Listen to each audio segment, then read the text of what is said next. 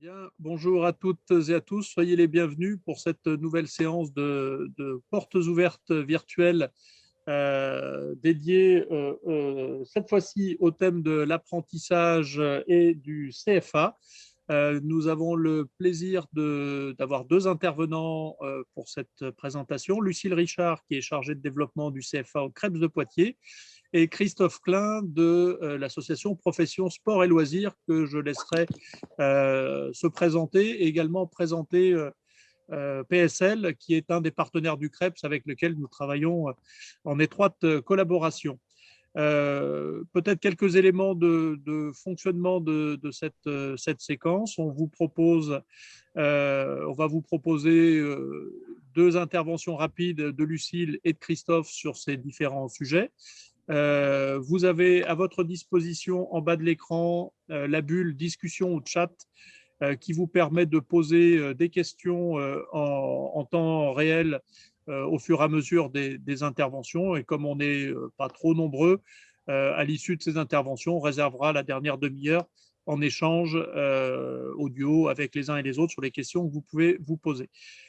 Pour terminer la présentation, vous dire que cette séquence de porte ouverte virtuelle est enregistrée et sera disponible d'ici quelques jours sur la page YouTube du site du CREPS de Poitiers. Voilà.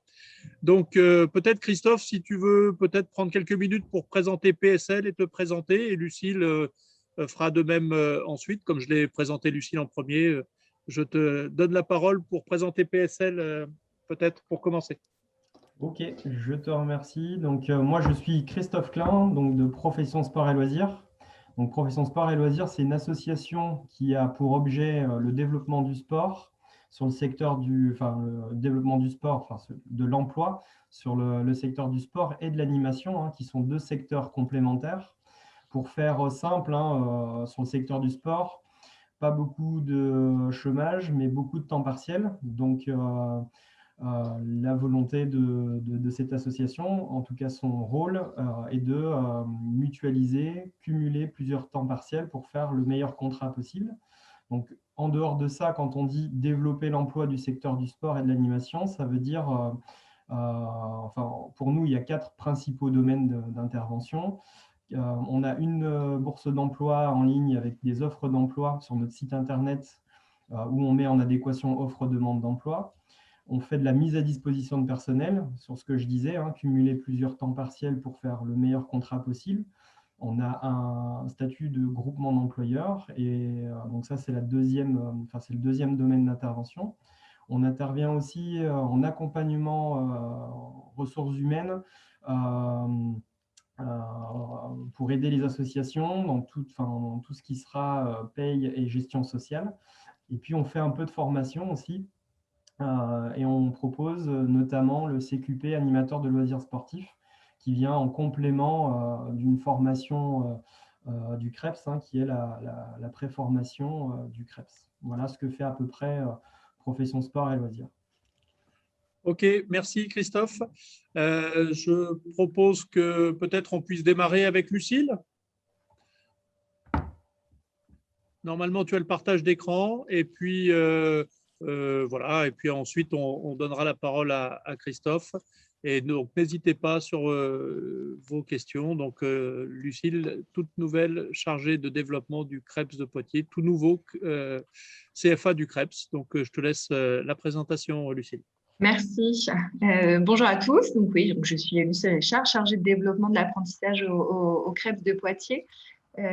Donc en charge de l'apprentissage depuis presque un an maintenant, puisque le CREPS de Poitiers s'est constitué CFA en avril de l'année dernière pour être opérationnel sur sa première entrée d'apprentissage septembre 2020. Voilà. Donc cette année, on accueille près de 140 apprentis.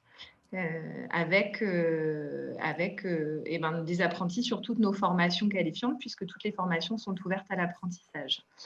Je vais vous partager un document.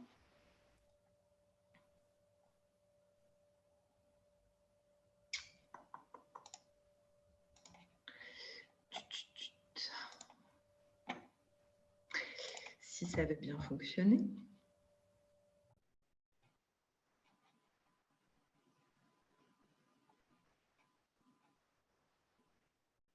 Non.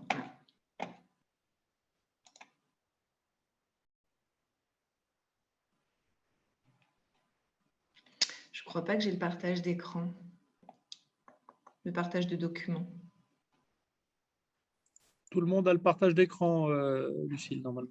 Ah, bah alors pourquoi il ne veut pas s'activer sur le PowerPoint?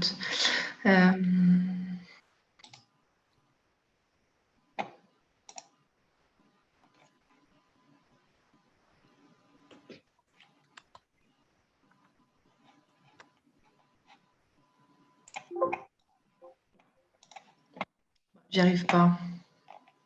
Attends, je vais le démarrer. Ouais, il est en train de mouliner, je suis désolée.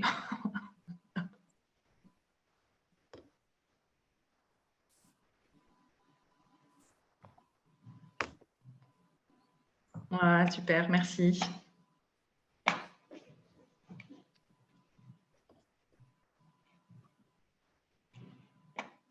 Voilà, je te laisse la parole. Tu me donnes le top quand je change les diapos et j'appuie sur le bouton. Tu peux, je crois que celle-là, sur celui-ci, on avait compris le, le contexte.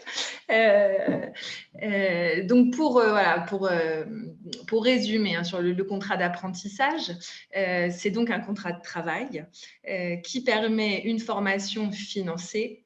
Alors, elle n'est pas gratuite, hein, je préfère, voilà, j'aime bien insister dessus. Hein, c'est-à-dire que le statut d'apprenti et le contrat de travail permet effectivement que la formation soit financée par l'opérateur de compétences dont va dépendre l'entreprise, à savoir chez nous, pour 99% des cas, ça va être l'AFDAS qui est l'opérateur de compétences de la branche du sport, mais ça peut également être Uniformation qui va être la branche de l'animation.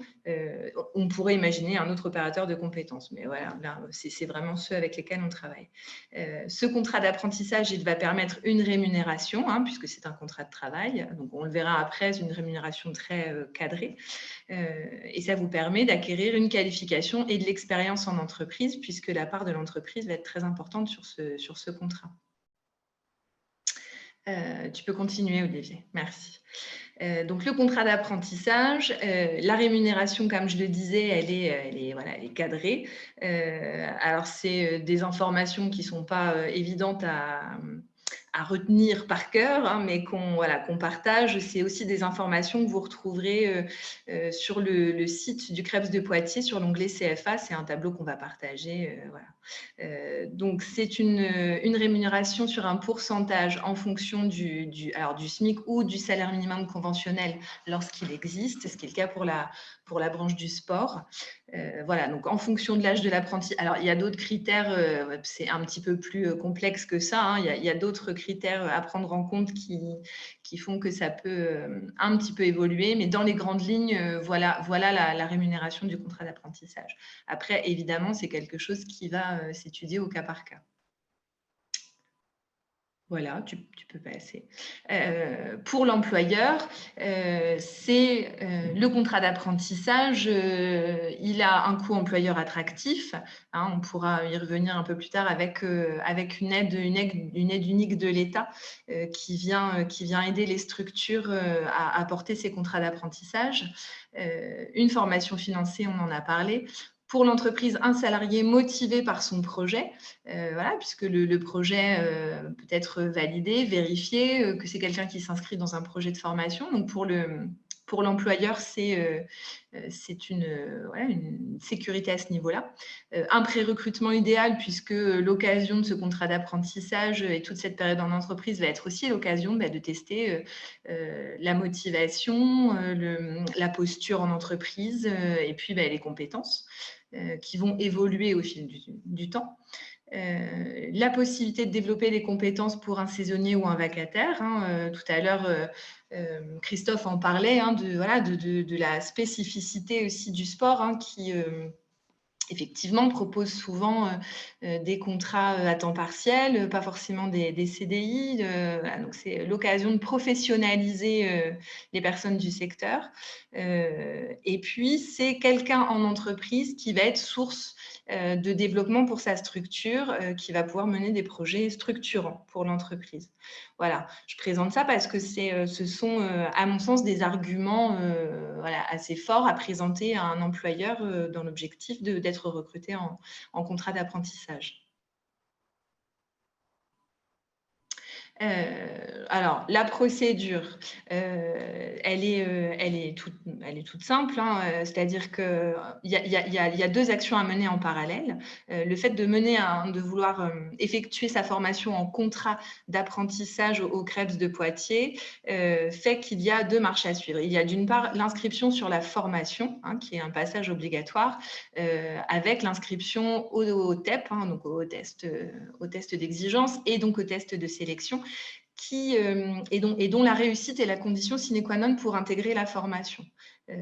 Il faut à la fois avoir trouvé son employeur et être retenu sur les tests de sélection pour pouvoir intégrer la formation. Quelqu'un qui aurait un employeur mais qui ne serait pas retenu au test de sélection ne pourrait pas intégrer la formation. Et en parallèle, il y a le contact avec donc moi-même sur le CFA ou Tiffaine Olivier qui est en charge du secrétariat du CFA pour monter le dossier du contrat d'apprentissage. Donc très souvent, c'est aussi donner nos coordonnées à l'employeur pour qu'on puisse mettre en place un certain nombre de démarches administratives avec lui.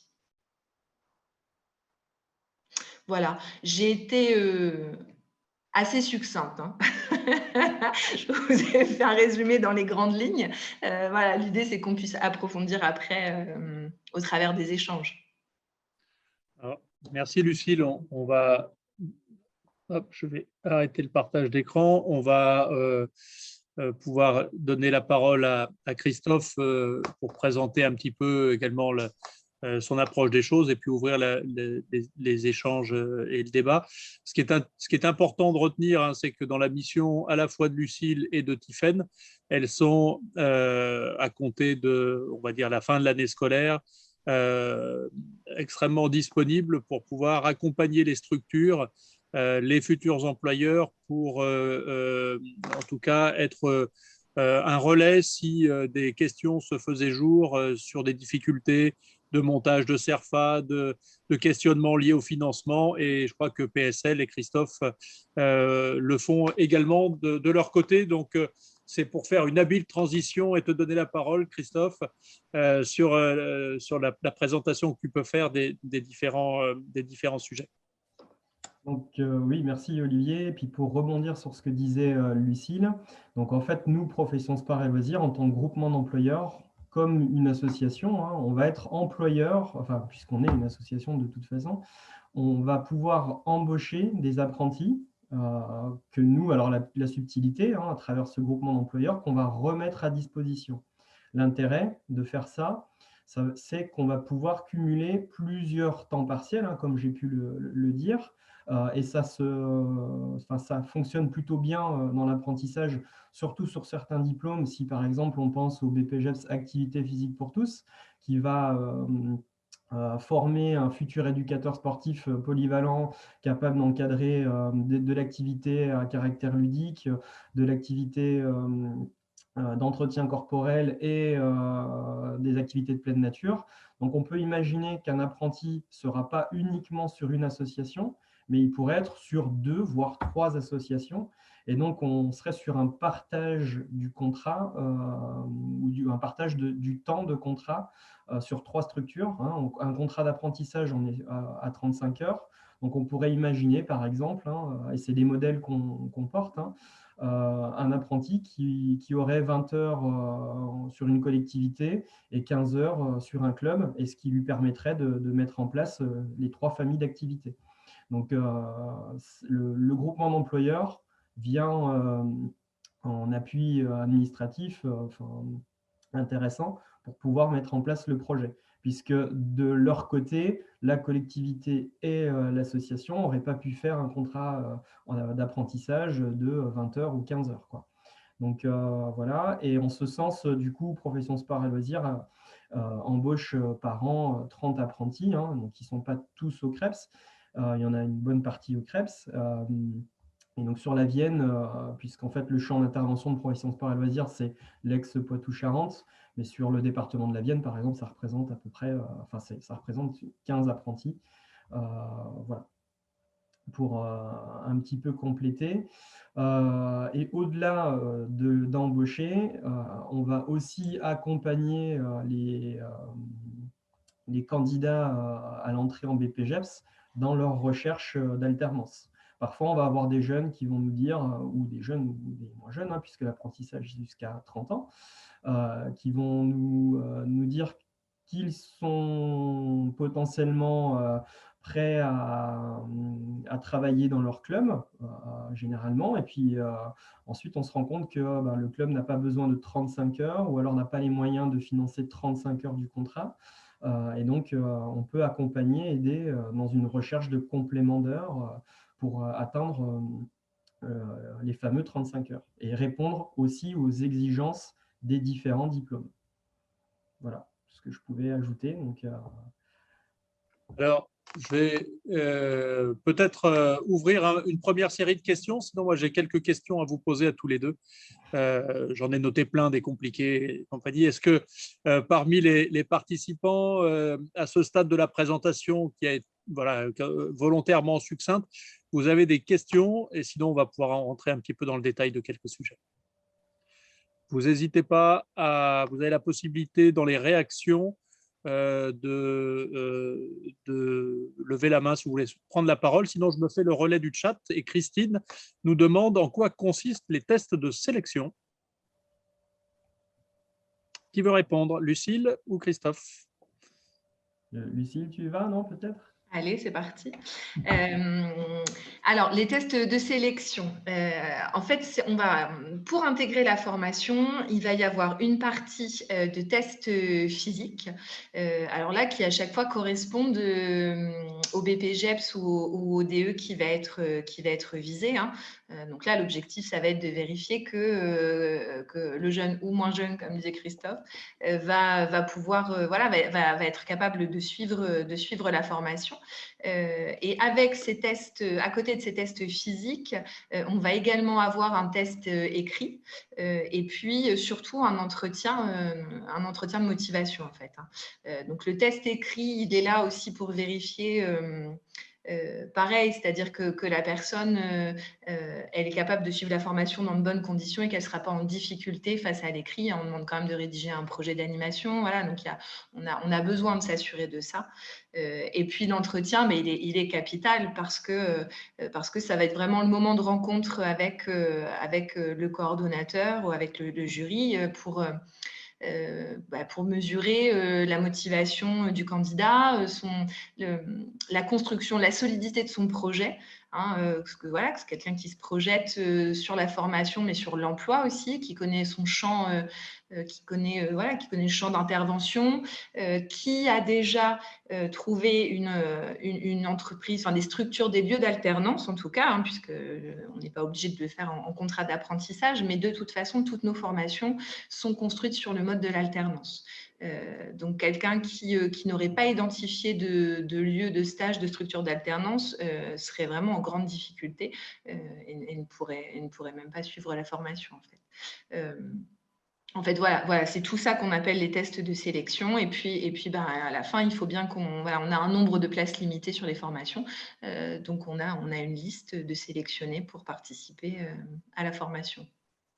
Il est important que vous ayez en tête que les tests de sélection sont potentiellement un petit peu différents en fonction des mentions préparées, des diplômes préparés, et qu'ils sont systématiquement présentés dans les arrêtés des diplômes. En fait, si vous allez chercher l'arrêté du brevet professionnel activité de la forme, vous allez trouver au sein de cet arrêté la nature précise des tests de sélection qui ne sont pas complètement identiques de celles du BP-APT. Par exemple. Donc, tout ça, le site du CREPS est en train d'alimenter. Hein, vous avez vu les pages sur l'offre de formation qui sont en train de s'alimenter tous les jours. Et vous allez trouver notamment la présentation détaillée de chacun des diplômes qui fera référence à l'arrêté sur lequel vous n'aurez plus qu'à cliquer pour trouver les éléments.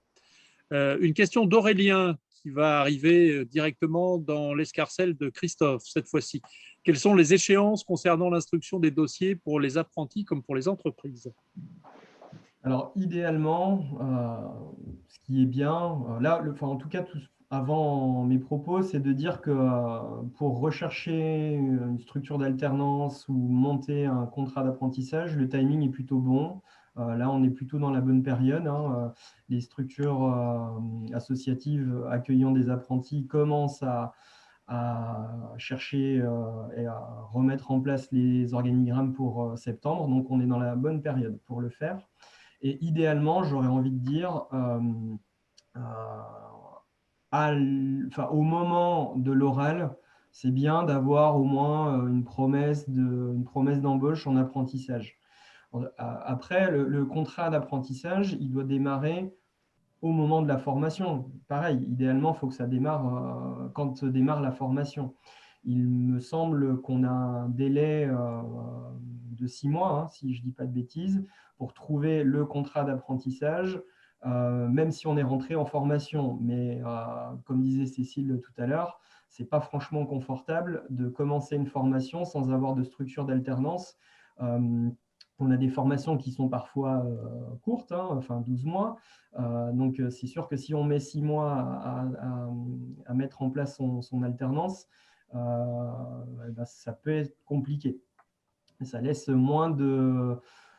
Enfin, on peut potentiellement être sans filet et c'est plus difficile si jamais, et surtout sur la période avec le contexte, ça laisse moins de place pour mettre en place les cycles, les différents cycles et les choses, enfin, les attendus de la formation.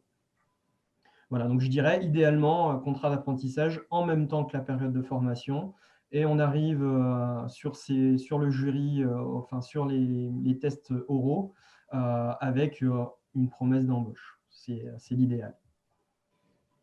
Lucille, un complément? Ouais, je rejoins ce que dit Christophe, surtout quand les choses se précisent avec l'employeur, je dirais être contacté le plus tôt possible en fait, hein. Ça nous permet nous aussi de sécuriser sur le plan administratif. Je dis ça parce qu'on a beaucoup de petites structures en fait, hein. Alors du coup, là, je ne vais pas parler de profession sport et loisirs qui, eux, voilà, maîtrisent cette partie administrative du contrat sans problème, mais on a des petites structures qui sont plus fragiles à ce niveau-là et qui ont vraiment besoin d'être accompagnées. Ce qu'on peut vérifier, c'est que plus tôt on a connaissance du projet, mieux on peut les accompagner sur ces démarches-là, hein, se faire connaître auprès de l'opérateur de compétences. Voilà, il y a quand même quelques démarches à faire et ça évite des mésaventures quoi, quand ça se passe en tout début de parcours. Maintenant, effectivement, un contrat d'apprentissage, il se signe idéalement au début de la formation. Il peut se signer après. Voilà, il y a des aides mises en place pour vous accompagner à la recherche aussi d'une structure. Voilà, donc c'était 3 mois initialement. Maintenant, c'est jusqu'à 6 mois après le début de la formation. Bon, je ne vous cache pas que ça serait quand même très compliqué de signer voilà, un contrat sans structure, d'être sans structure pendant 6 mois. Dans les 6 premiers mois de la formation, ça serait compliqué.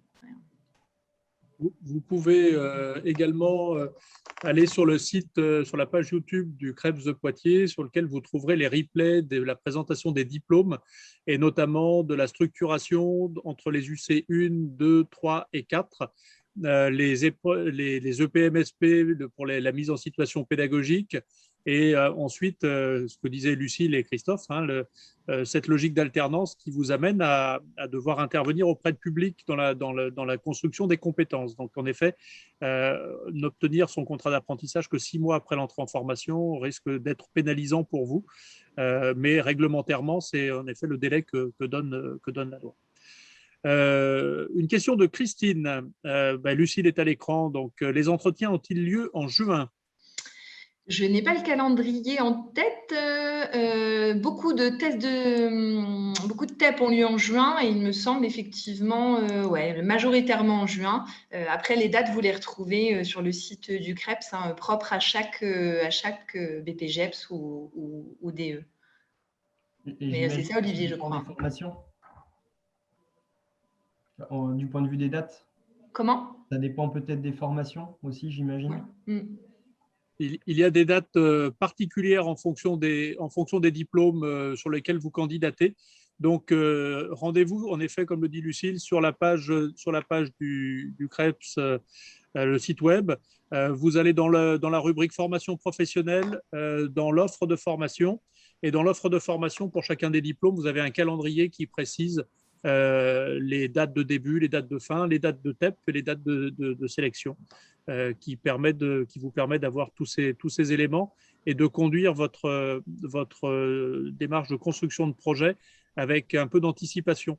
On le verra juste après, hein, si vous restez sur la séquence, enfin, si vous connectez sur la prochaine présentation sur les modes de financement, on ne peut que vous inciter à anticiper votre projet pour être au plus à l'aise en fait pour vous préparer. C'est vrai pour les tests d'exigence préalables, surtout dans un contexte où la pratique sportive avec l'année Covid a peut-être été un peu moins importante, on l'a vu. Voilà, donc il y a un vrai travail de préparation de ces TEP, de ces épreuves de sélection, et ensuite de la recherche et du financement.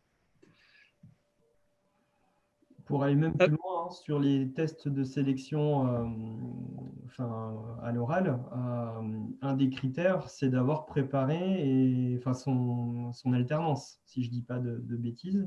Donc, on ne peut que insister sur le fait de bien prévoir et bien travailler son alternance, quoi. C'est un véritable critère qui croise tous les tests de sélection, que ce soit via Parcoursup ou par une entrée classique, hein, d'inscription en formation professionnelle. Donc, ce que dit Christophe est parfaitement juste sur l'importance de témoigner de la cohérence d'un projet bien ficelé et d'une réelle motivation à rentrer en formation.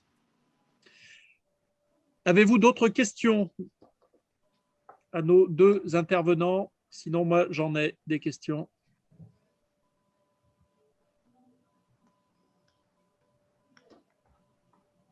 Alors, peut-être Christophe et puis Lucille après, est-ce que vous pourriez nous détailler un petit peu, Lucille l'a fait succinctement, comme elle l'a dit, mais la plus-value d'être apprenti par rapport à un autre statut, Christophe? Alors,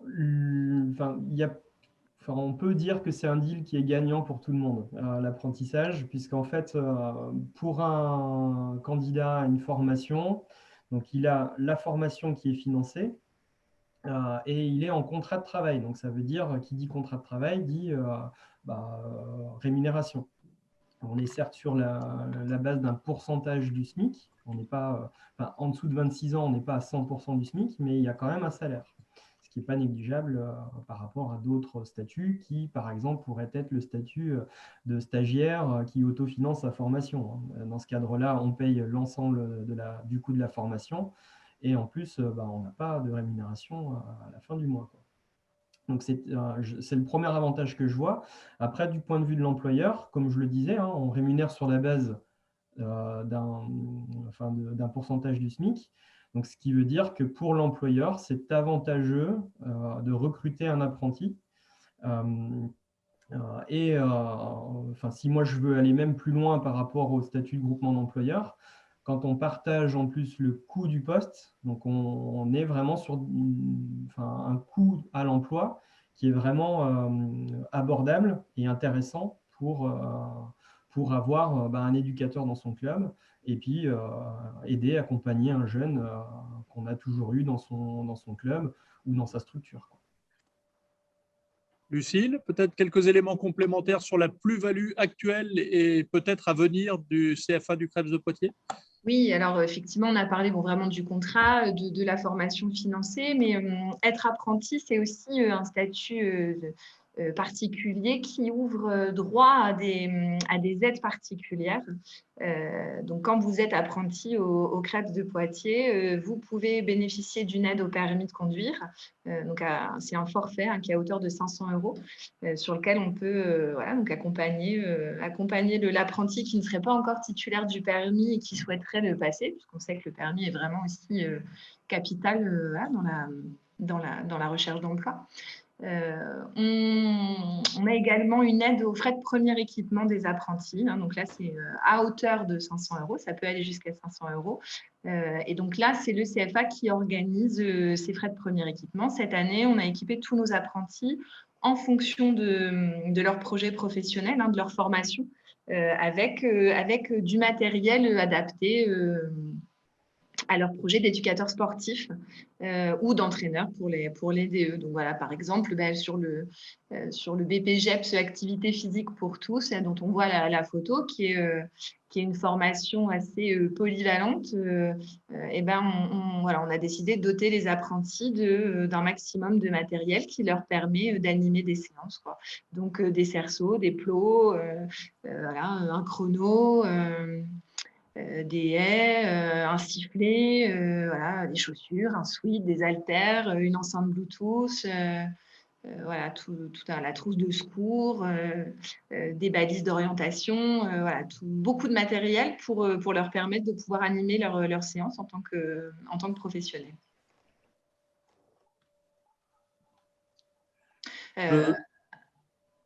Oui, peut-être. Oui, Vas-y. vas-y. Non, je pensais aussi au fait que être apprenti au CREPS de Poitiers, c'est aussi l'occasion de bénéficier d'actions qu'on est en train de construire. On est un CFA naissant, comme je vous l'ai expliqué au début, mais on s'attache vraiment à créer une dynamique et des partenariats pour amener autre chose encore que de la qualification. On est en train de travailler un partenariat culturel pour amener aussi cette offre-là aux apprentis, leur permettre d'avoir un accès à la culture. Donc, on est en train de travailler avec le TAP de Poitiers, un projet qui pourra voir le jour dès la rentrée prochaine. Un accès au logement aussi, un accès à la santé. C'est toute une offre de services. J'allais dire satellite, mais pas satellite en fait. C'est toute une offre de services qu'on est en train de construire à destination de nos apprentis et de nos stagiaires plus largement. Peut-être juste pour compléter, par rapport à ce que vous avez dit l'un et l'autre, ce qu'indiquait Lucille sur les frais de premiers équipements, ça n'est pas spécifique au CREPS de Poitiers, c'est réglementaire pour l'ensemble des centres de formation d'apprentis qui le font selon leurs propres modalités. De notre côté, nous concertons avec les coordonnateurs professionnels de formation qui identifient les matériels dont les jeunes ont réellement besoin pour rentrer dans le monde dans le métier auquel ils se préparent. Le statut d'apprenti vous permet de bénéficier aussi de frais annexes, qui est une partie de prise en charge des nuitées et une partie de prise en charge des repas, à raison de 6 € par nuitée, de 3 € par repas. C'est-à-dire que quand vous êtes apprenti et que vous êtes en formation sur le CREPS de Poitiers, l'hébergement vous coûte 6 € moins cher et chaque repas vous coûte 3 € moins cher. Sur une formation d'une année, c'est non négligeable également, et ça, c'est directement financé par le biais de l'OPCO. Alors, il y aura une question liée au financement qui pourra être posée par Aurélien. Et Christine nous demande juste avant quel est le rythme entre formation et cours. Et après la réponse, j'inviterai Aurélien à poser sa question sur le financement. Lucille, rythme, alternance, cours, formation? Alors là encore, la réponse est un peu, ça dépend de la formation. Tous les calendriers ne sont pas identiques. Pour exemple, on va avoir une formation qui va très bien pouvoir se dérouler une semaine toutes les 3 semaines. La formation, je pense au BP Activité Gymnique, ils vont plutôt être là en début de semaine et puis être en structure sur le milieu et fin de semaine. Les calendriers sont construits aussi pour répondre aux spécificités des structures d'alternance. Donc là, difficile de vous donner un modèle prédéfini. C'est vraiment en fonction de la formation. Là encore, les calendriers seront disponibles. Alors, je ne pense pas qu'ils soient sur le site dès maintenant, je n'en suis pas certaine, mais ils vont être disponibles très prochainement, puisque c'est aussi un élément important dans la négociation de son contrat d'apprentissage. C'est important que l'employeur il ait un regard clair sur les temps de formation où l'apprenti ne sera pas disponible, et puis les temps là justement d'alternance où il va pouvoir organiser le travail. Je pense notamment à Profession Sport et Loisirs qui doit en plus sur ces périodes-là organiser le travail dans différentes structures. Voilà, donc le calendrier de formation, c'est une base de travail importante. Alors, pour avoir regardé, hein, j'en ai vu quelques-uns, Ok, donc ils sont des diffusés. plannings. Donc, pour la plupart des formations, on a déjà les calendriers avec un rythme de 1 semaine au CREPS, 3 semaines en structure. Pour, par exemple, le BP activité physique pour tous et sport collectif. Si on prend le activité physique pour tous, on est 1 semaine sur 2 au CREPS et en structure. Lucille, tu parlais du BP activité gymnique où effectivement, en début de semaine, on est au CREPS et en fin de semaine, on est à la disposition de l'employeur. Voilà. Aurélien, vous aviez une question sur le financement. On va anticiper un peu la visio de juste après, mais allez-y.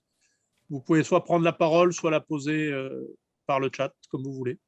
Activez votre micro si vous souhaitez la prendre. Voilà, allez-y. Oui, bonjour à tous, vous m'entendez bien? Oui. Parfait. Super. Je l'ai posé par écrit, j'étais en train de rédiger pendant que vous étiez en train de parler. Moi, je suis employeur, on a Gwendal Chauveau qui est présent là à la visio, qui est potentiellement notre futur apprenti. Donc moi, je suis le potentiel employeur et du coup, pour valider le projet, il me faut faire approuver principalement la partie budget par le comité directeur du club. Et du coup, je me posais la question, alors j'ai eu Lucille hier, pour l'ensemble des subventions. Alors, j'ai pris plein de notes, mais je voulais savoir si vous aviez une petite fiche de synthèse qui était orientée employeur avec l'ensemble des subventions, les organismes à solliciter, le timing. Voilà, pour pouvoir préparer un prévisionnel, quoi. Tu veux répondre? Vas-y Christophe si tu veux, et puis je répondrai, je compléterai après. Ok, très bien. Non, mais alors du coup, alors il existe des outils où on peut évaluer, par exemple, si on part sur l'apprentissage, on peut évaluer le coût de l'apprentissage pour l'employeur, hein, tenant compte aussi de différentes aides. Aujourd'hui, le contexte Covid et le plan Un jeune, une solution fait que sur l'apprentissage, par exemple, en dessous de 30 ans et au-dessus de 18 ans, on a une aide unique de l'État de 8 000 euros qui est valable encore jusqu'à la fin du mois. Là. Et l'État, par décret, repousse les échéances. Donc, on verra si on aura aussi 8 000 euros en avril, en mai, en juin, enfin, on verra. Sinon, il y a une aide, si ce n'est pas 8 000 euros, la base avant l'aide d'État de 8 000 euros, c'était 4 125 euros. Et vraisemblablement, celle-ci, s'il n'y avait plus l'aide de 8 000 euros, on reviendrait sur l'ancien modèle. Donc voilà, après, il n'y a pas que l'apprentissage hein, quand on veut financer de la formation. Hein, il y a d'autres manières de financer. Soit on finance à travers l'emploi, et là, on se tourne vers des dispositifs d'aide à l'emploi. Il y en a plusieurs. Hein. On peut parler du parcours emploi compétences qui est prescrit par les missions locales, Pôle emploi. On peut parler des postes, de la campagne de l'Agence nationale du sport aussi, qui viendra aider soit à l'apprentissage ou soit à un poste non apprenti avec des aides d'État. On peut parler d'un poste FONGEP qui vient aider les projets des associations de l'éducation populaire. Il y a tout un panel d'aides. Je pense aussi à l'aide Sésame aussi, qui ne va pas couvrir potentiellement l'ensemble des diplômes BP, mais qui va aller jusqu'à 2 000 euros d'aide sur les frais pédagogiques. Donc, ce ne sera pas de l'aide à l'emploi, mais on sera plutôt sur l'aide sur les frais pédagogiques. Donc, et pour répondre à votre question, pour aller plus loin, effectivement, il existe des fiches synthèses Et après, si on est présent aussi, nous, ce soir, Profession Sport et Loisirs, hein, c'est aussi parce qu'on est aussi un organisme qui va pouvoir vous accompagner dans ces démarches. Pour compléter ce que dit Christophe, on n'a pas de fiche synthèse modèle. En revanche, c'est une demande qui nous a beaucoup été faite, hein, effectivement, sur les rentrées précédentes par certains clubs qui ont besoin de savoir concrètement à quoi ça les engage et qui ont souvent besoin de présenter des données très concrètes au comité directeur pour qu'il y ait une prise de décision. Donc ça, c'est quelque chose qu'on est en mesure de faire individuellement, en fait, hein, puisque, comme je le disais dès le début, notamment la rémunération de l'apprenti va être fonction de son âge. Donc, si on veut avoir une réponse qui soit au plus proche du réel, il y a des données voilà, qu'on doit pouvoir avoir, notamment, c'est ça, le profil du candidat. Donc, faire une réponse dans l'absolu serait un peu compliqué. Et voilà, c'est des choses qu'on peut faire au cas par cas. On peut vous inviter en termes d'éléments de réponse. Alors, ça n'est pas exhaustif, hein. Christophe parlait du FONGEP, parlait de tout un tas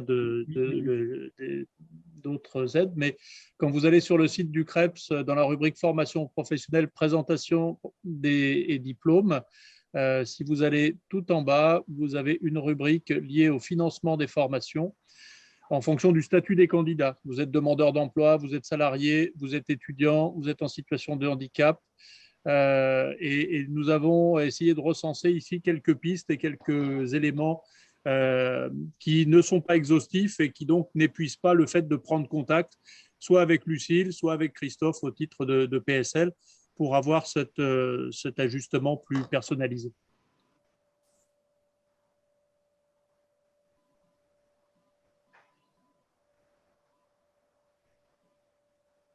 Alors, y a-t-il d'autres éléments de questions?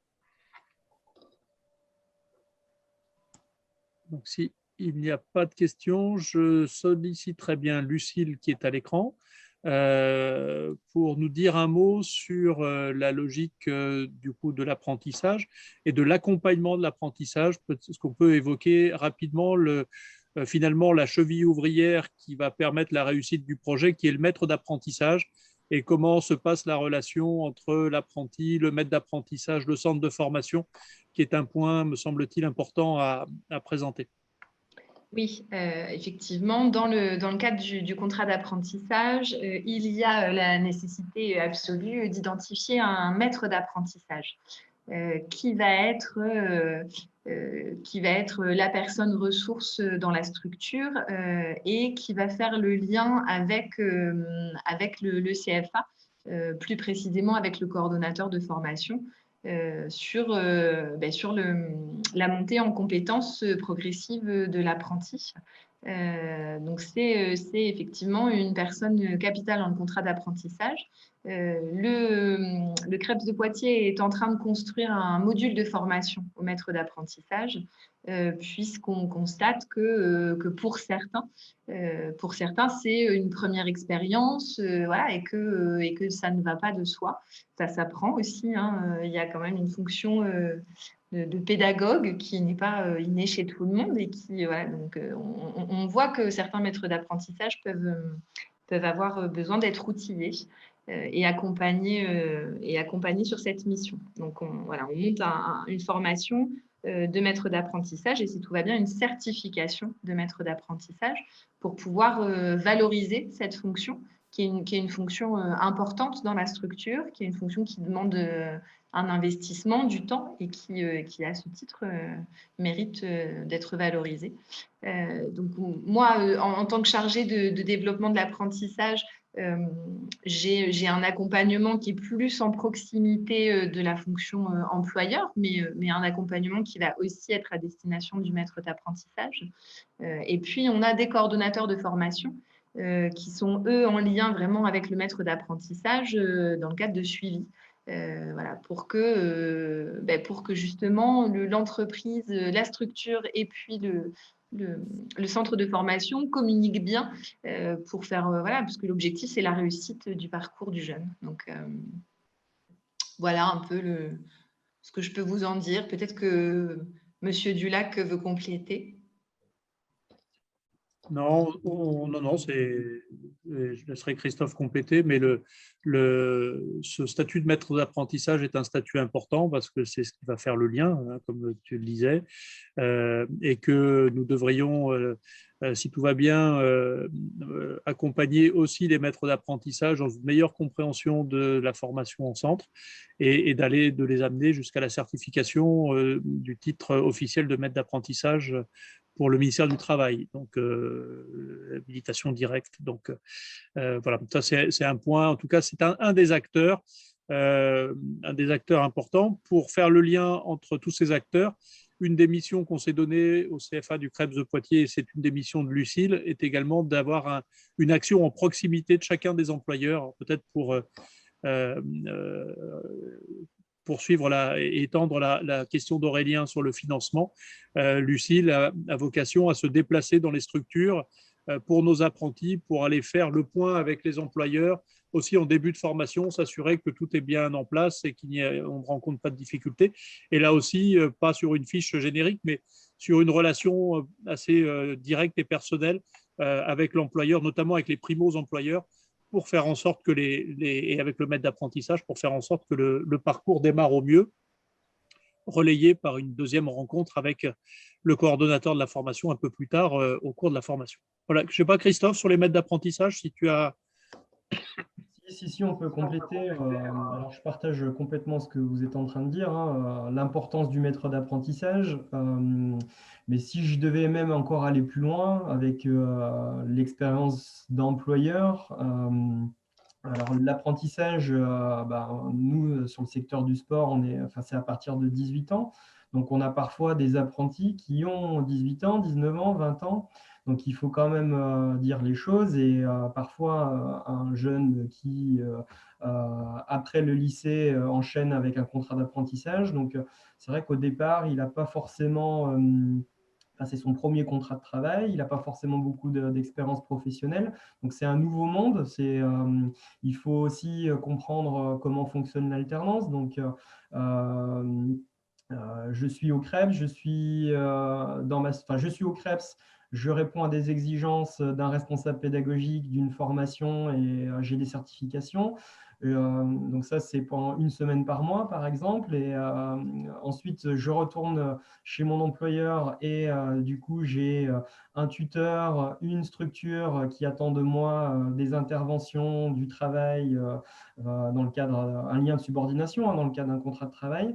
Et puis, dans la relation parfois avec un groupement d'employeurs, il faut aussi se dire qu'il y a un groupement d'employeurs qui porte le contrat et qui est employeur en plus d'un tuteur ou d'une structure qui donnerait des missions. Donc, pour un apprenti, ça fait beaucoup de choses, d'où le fait d'avoir un tuteur, d'avoir quelqu'un qui est aussi passé par ces formations-là, qui va pouvoir aider, accompagner et remettre aussi dans le contexte à la fois avec les autres dirigeants des clubs et puis aussi avec le lien avec le responsable pédagogique. Donc, c'est vrai que le tuteur, c'est un rôle fondamental. Très important. Absolument. Question de Christine. Faut-il une aptitude médicale établie par un médecin pour entrer en formation? La réponse est oui. C'est un certificat médical original de moins d'1 an précédant la date d'entrée en formation et qui précise, qui mentionne la non-contre-indication à la pratique et à l'encadrement des activités physiques et sportives et qui peuvent être spécifiques selon la mention. J'accélère un petit peu car nous arrivons bientôt au terme. Aurélien nous pose la question d'un athlète élite listé ou non, s'il y a la possibilité de maintenir des séances d'entraînement au CREPS. Alors, nous sommes en train de réfléchir à un statut d'apprenti sportif de haut niveau qui permettent de préparer les échéances sportives, les grandes compétitions nationales ou internationales, avec un enseignement dispensé de façon adaptée. Et nous venons de recruter une spécialiste de la digitalisation de la formation reconnue, qui nous rejoint le 1er avril pour penser des parcours de formation qui soient vraiment adaptés aux contraintes d'un sportif de haut niveau, tout en permettant de bénéficier du double projet, du projet de sportif et du projet de formation, avec l'adaptation à ces contraintes particulières que sont celles des sportifs de haut niveau. Donc ça, c'est un chantier qui est en cours. On a 2 sportifs qui préparent des échéances internationales qui s'entraînent au Krebs de Poitiers et pour lesquels on est en train d'expérimenter des parcours un petit peu adaptés et on devrait finaliser cette offre dans les mois qui viennent. Alors, question pour Lucille. Existe-t-il un cahier des charges précis concernant les mises en situation au sein des structures ou c'est à la structure, en fonction de ses besoins, de construire les mises en situation? Lucille et Christophe, si vous voulez bien. Et nous terminerons peut-être par une dernière réponse et vous inviter à revenir sur l'autre, si vous avez d'autres questions, sur la prochaine séance dédiée à l'apprentissage. Lucille, tu veux commencer ou Christophe? Enfin, j'aurais presque tendance, Lucille, si tu me permets, de dire que en fait, c'est une co-construction, puisque finalement, il y a des attentes par rapport à la formation, hein, donc il faut respecter un certain nombre d'heures à chaque fois.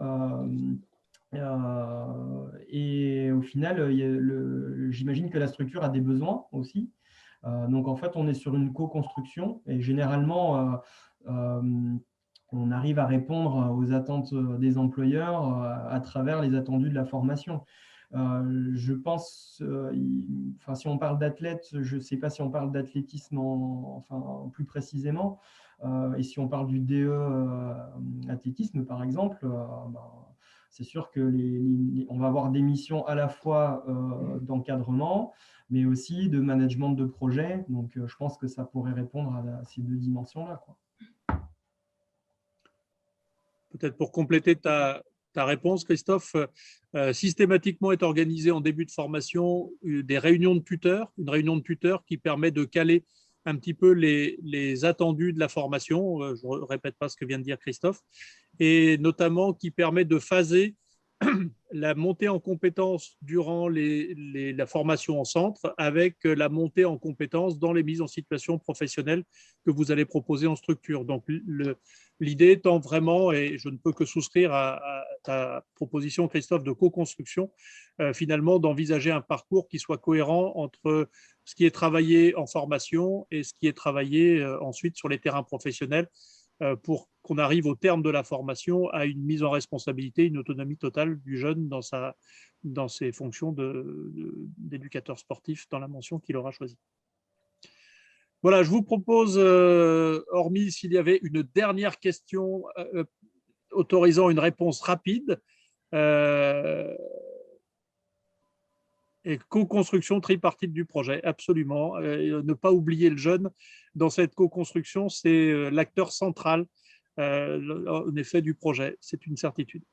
Je vous remercie à toutes et à tous de votre participation active et de vos nombreuses questions difficiles et qui auraient nécessité peut-être qu'on rentre plus dans le détail, mais en tout cas, vous inviter à prendre contact soit avec Christophe et à Profession Sport et Loisirs, soit avec Lucille pour le CFA du Krebs pour approfondir en tout cas l'ensemble de ces éléments et au plaisir de vous retrouver sur une prochaine séquence de porte ouverte virtuelle dans quelques minutes pour ceux qui resteront sur le financement et à très bientôt, on l'espère en présentiel. Bonne fin de journée à toutes et à tous.